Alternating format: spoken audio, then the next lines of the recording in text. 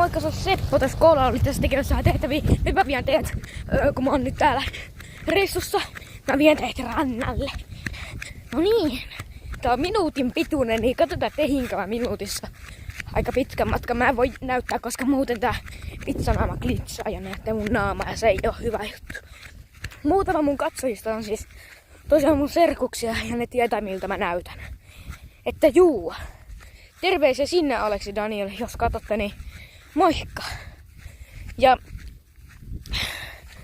joo, mä näytän sen teille, nyt on mennyt varmaan 30 sekuntia vähän yli, niin tää on aika tyynen nykyään. Tää aika siistin näköinen. Mä ainakin tykkään. Et mä oon täällä nyt tänään vielä 8 päivää. Se hyvän näköinen paikka. Tää on lämmintä tää vesi vielä kaiken lisäksi.